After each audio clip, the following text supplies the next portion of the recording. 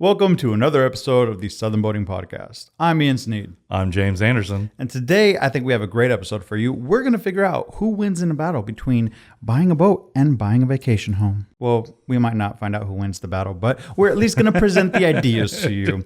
So with that, remember to subscribe to the channel, click the like button, make sure you hit the notification bell so that you get notified every time a new video comes out. And let's get into it. I mean, to me, both are a win. So I wouldn't call either one a loser. And this is more of a preference thing, really. Right. For me, I'm going to jump into the first talking point, which is essentially like the lifestyle part, right? So what does the boating lifestyle feel like day to day? If you're a yachtsman, if you're a boater, what does that feel like to you? What does that really offer you? What does it represent for you? How do you gauge that against the other? Boating is going to be one of those things that if it's going to be one or the other, you have to pick a certain class of boat. And depending on what you want to accomplish and where you want to go, that's going to make a lot of determinations for it. In saying that, to me, it's the change of venue that you have, a lot more flexibility, many different aspects over a hard fixed placement, which would be a vacation home. So those are some of the aspects for me. And then on top of it, activities. Yes. Right?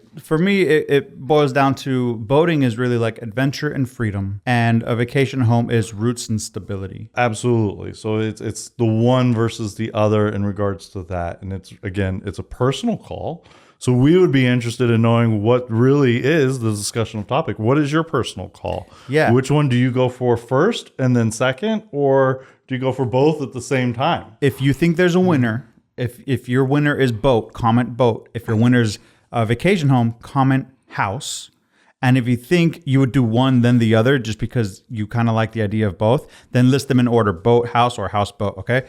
Well, Right. Not like a houseboat, but you know what I mean. That could be an option, though. It could be. So Right? There's a lot of those on some of the lakes. There the big really lakes, is. Like Lake of the Ozarks has a ton of houseboats and so forth. another thing is, I think each one, a different person is called to each one a little more than another, right? Correct. Oftentimes I find those more social people are willing to go for a boat because they want to entertain, whereas a vacation home is going to be more of a place, to remove yourself from the hustle and bustle of everyday life and kind of ground and center and calm all of the extra stressors that we have to deal with in modern day. Yeah. Really, for me, both offer that relaxation, like getting away and getting out of the city and away from main style life. Talking about it, the difference between the two, there are a lot. But a vacation home can also, for some people that they're like, well, maybe I like the home idea and the water idea, but I don't like the, going out boating idea.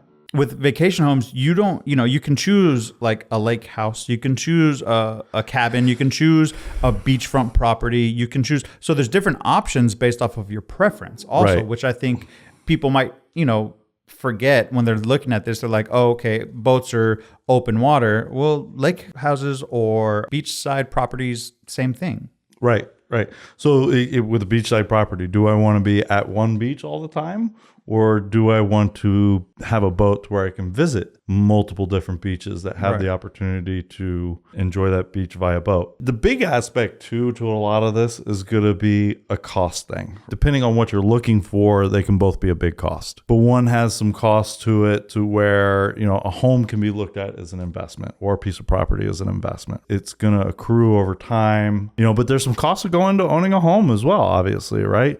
Depending on what style of home you buy. Are you buying it in a neighborhood that has an HOA? You're going to have taxes, insurance, many different things. And then on top of it, let's face it, when you have a vacation home, you're going to want some toys. Yeah. I mean, you're there to relax and enjoy yourself and have fun.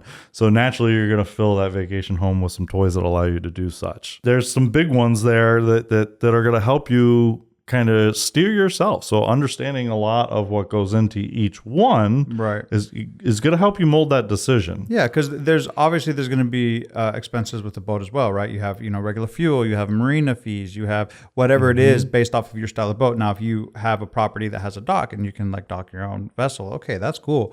Or if you have a property where if you're trailering your boat and you can keep it on your property, awesome. And if not, then you have to find a space to store your boat, right? And then depending on where you are, geographically, like that might actually be a very important decision that you have to make. Right.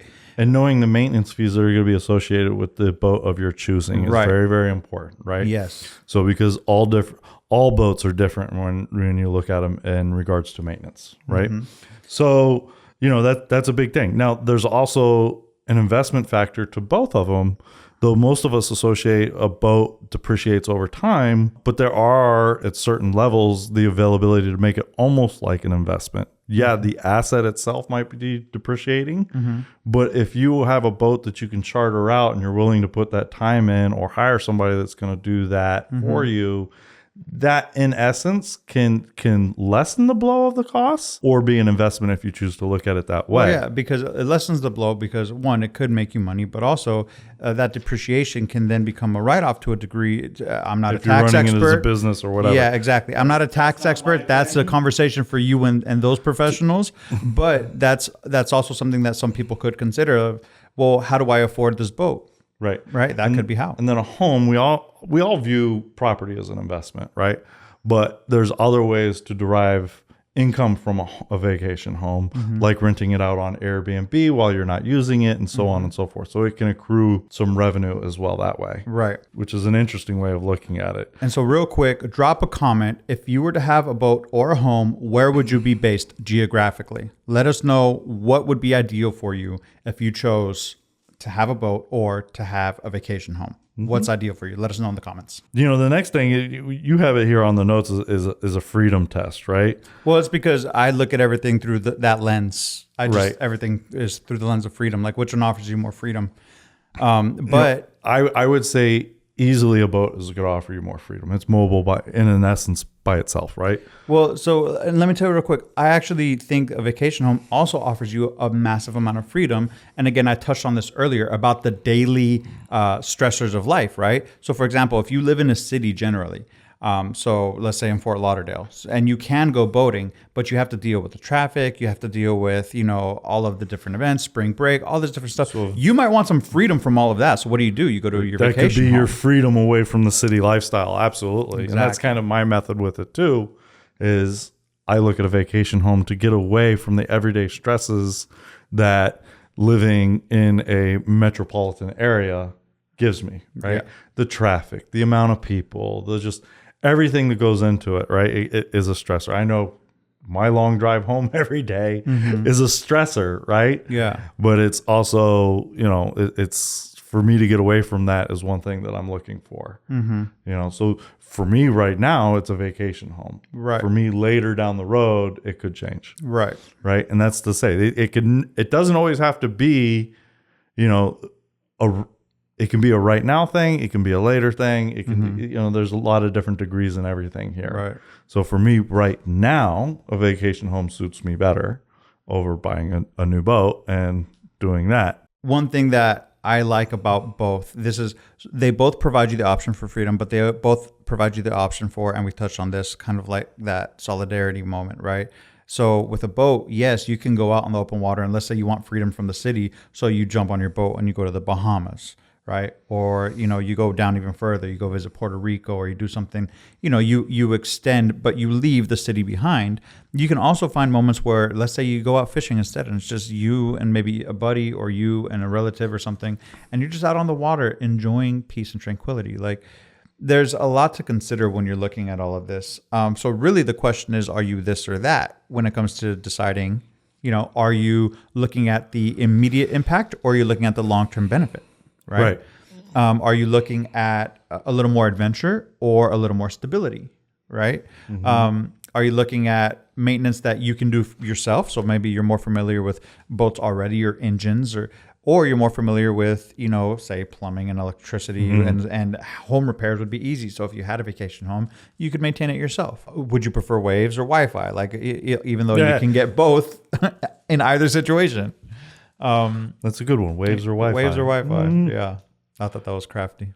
Well, I prefer to ditch both Wi-Fi in both situations. Right. So, yeah. Because that's part of me de-stressing, is to put the phone away, put internet away, and digital detox. Enjoy the moment than anything. Right. Yeah. So I get that. Being out in nature a lot of times is very relaxing for me to step away from the phone. If you have owned either a boat or a vacation home, Or both, what surprised you most about that level of ownership? right? Because the truth is, you might have gone in with expectations and learned more about the situation and been like, oh, next time I would do this differently. And I think it's important for you to leave that comment, maybe not for us, but for the other people that are going to land on this video who are trying to make that decision. Having them make a decision. Exactly. Right? Having your insight is aspect. crucial. So we appreciate if you have had experience with either or both, please leave a comment. Give some tips to other people that are watching this channel. I say just go out and get both. I mean, for me, like a lake house with a boat would be like the perfect escape from like a city. But if you're already living in a place that's kind of rural, then like a boat out by like a municipality would be. So yeah, I mean, it's, right. Or for me right now, I'm looking at something out of the city, a little bit of a rural action. You know, not where I'm going to be doing some boating right now, but that's me right now. Right. But I grew up with access to lake houses that have toys like ski boats, so it's, you know, and to be very specific, a family lake house that had many toys, a ski boat, pontoon boat, you know, John boat to go fishing, wave runners, you know. My vacation home was my aunt's house. So I'm serious, like, because she had a pool. So we would go there and that was our vacation. Like, right.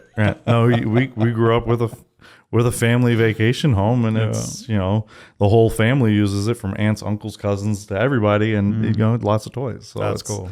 I grew up with the best of both worlds, and so this one's a little hard for me, but I know where I stand in life right now, and it's a vacation home for me. That's awesome. So you guys know what my decision is. Yeah. Oddly enough, it's not the boat at this point in time. But it's funny, but for me, it would be the boat right now. It would be the boat. Right. I think it just depends on where your life is right now. And that's, you know, and everybody, sometimes some people might have a hard time making this decision, and, you know, you can turn to this, and hopefully we get enough comments that, you know, it kind of gives you something else to look at and a different way of thinking that might make your decision a little more clear. Absolutely. And that's what we're here for, really, with this discussion. Exactly. So let us know which way you're going. Comment boat or comment the house.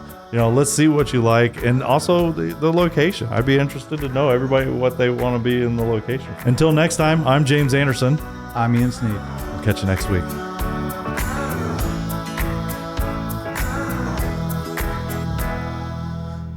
All right. Oh, hold on. White balance and silence in 3, 2. That's for me, not for 1. him. Because I'm too white.